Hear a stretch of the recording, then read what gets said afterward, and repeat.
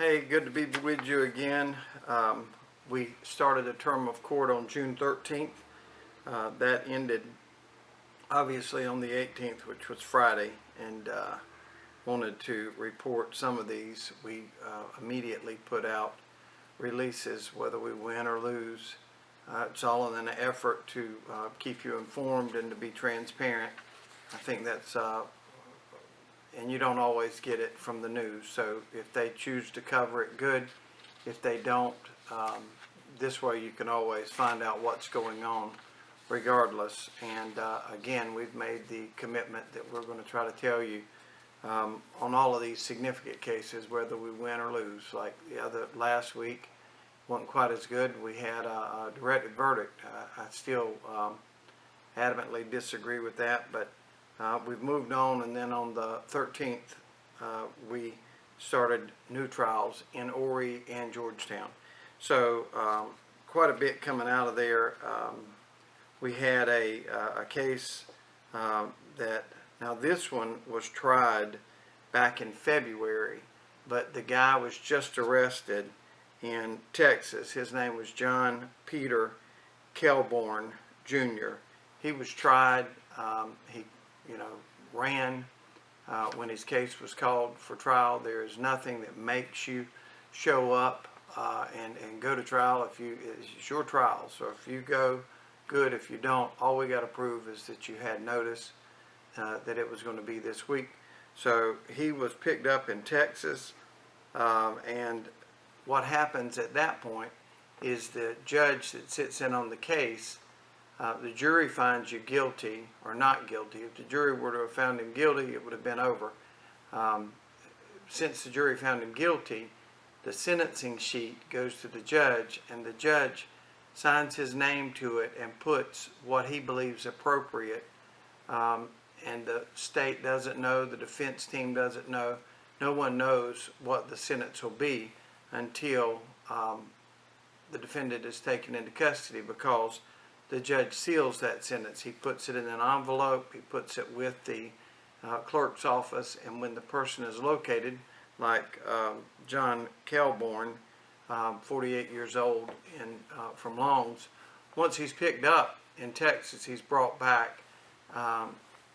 Either that judge or another judge will just take a letter opener, open up the sealed sentence, and read whatever Judge John had given him.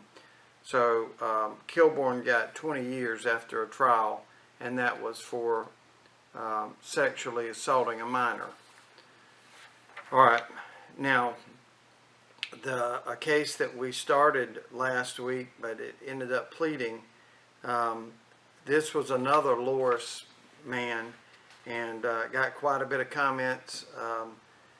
This guy pled guilty to sexual exploitation of a minor involving a 17-year-old at Loris High School. So John got 20 years. This guy got probation. Now what's the difference? Every case is different. We go in ad nauseum and explain that to you. In South Carolina, the age of consent, whether you like it or not, the state legislature said the age of consent is 16 years old. So if a young lady is 16 years old and she is dating a 50-year-old or a 20-year-old or whatever, that's legal. In this case, she was 17-year-old. The victim in this case was 17 years old, and the defendant was 44. Now, why is that illegal? Ronnie Barron, 44-year-old in Loris, had a job at the school as a softball coach. So even though the victim in this case had reached the age of consent at 16, she was of course 17, you still, as a teacher or as a worker at the school, can't have any undue influence over a student or someone at the school. These cases very rarely come open. Obviously, what we've talked about in both of those cases is what we call statutory rape.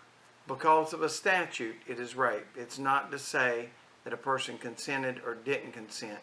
That usually happens, statutory rape, with younger people. Almost always it is for people that are below the age of 16. And there's several different statutes. Statutory rape here is because she was a student and he was a quasi-teacher. He was not a teacher, but he worked as a baseball coach at the school, and that language in the statute is loose enough to where you could he could be convicted for this. So he will have to be on the sex registry, but he didn't pull any jail time. And that almost every time that you're scratching your head, the news isn't going to go into that. We don't generally have time to go into that, but that's what's so good about us being able to meet here. That is why that happened. It was consensual. She was above the age of consent, but she was a student, and he was a quasi-teacher. He was a softball coach and was able to have undue influence over her. This is the next case is Tyrell Harrison. He is one of two co-defendants. His case caught, and he was tried last week. Started on Monday. It ended on Friday. He was convicted of murder out of Longs. Tyrell Harrison is from Abbeville, South Carolina, closer to the upstate, and that's a lot of the problems that we get here in Horry. This is a destination area, and Tyree Harrison and a co-defendant were charged with killing wasn't a young man, he was a 50-year-old in Loris. It was a robbery gone bad, shot and killed the passenger and shot the driver who didn't die. But Tyree Harrison, 22, of Abbeville, was convicted of murder, and he got 45 years in prison for murder. 45 years for murder, it would take a Philadelphia lawyer to figure all of this sentencing structures out. But on murder, it's day for day. So if you got 45 years, you can add 45 years to the sentencing date, and that's when the person will get out. So Harrison, that was a good lick. He was 22. He will be 67 when he gets out of jail. And this out of Georgetown, so that trial with Harrison is going on in Horry. On Monday, we started another trial in Georgetown, and Shannon Lane Bone, 40 years old, of Georgetown, was convicted on Friday of armed robbery, and she was sentenced to life without parole. Again, we got a lot of comments on these. A lot of people were very angry that Shannon Bone could have gotten life, and when you try to say, well, why does this guy get 45 years for murder and she get life in prison for an armed robbery? One thing is we take very seriously when you stick a gun in someone's face. That is something that hopefully you'll never have to go through. Hopefully I'll never have to go through. But when you go through that, you don't know what the next 2 or 3 minutes of your life is going to be like. The main thing that got Miss Bone jammed up is she had another most serious offense. She had another charge in her history that was like an armed robbery or whatever. That was one strike against her. This was her second strike. The judge had no ability to sentence her to anything else. When you do 2 most serious offenses, that is life in prison without possibility of parole. And most serious offenses are like murder, kidnapping, rape, burglary first degree, burglarizing somebody's home at night, and armed robbery. There's just a few of them, but she had picked up 2 of them, so she got life in prison without possibility of parole. So that's what got Shannon Lane Bone jammed up. She had another thing on her record, a strike on her record that was the most serious offense. In addition to that, she is charged with murder in an unrelated case to this armed robbery.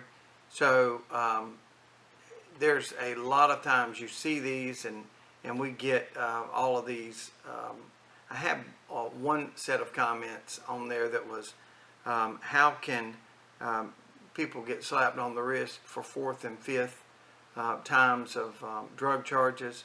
Look, that is not true. If you'll scroll up the page, you'll see person after person after person that got 10, 15, 20 years. And it's right here on the same page. This is what's so great about being transparent. We don't move off of feelings. What we move off of are facts. And there's bunches of people. In fact, the greater majority of people for our area would be sitting in prison for drug charges than violent crimes. So there's not people getting 3 and 4 and 5 times. I'm not saying it hasn't ever happened, but you don't want to roll the dice on that. And again, just look back up the page. You'll see person after person after person getting decades for drug charges. And under those, you'll see comments of, why is these people getting so much time? So you're never going to please everybody, and that's still okay.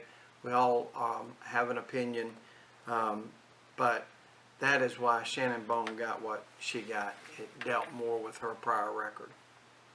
I hope y'all have a great week. We're out of court this week, so we will talk about an unrelated topic next week.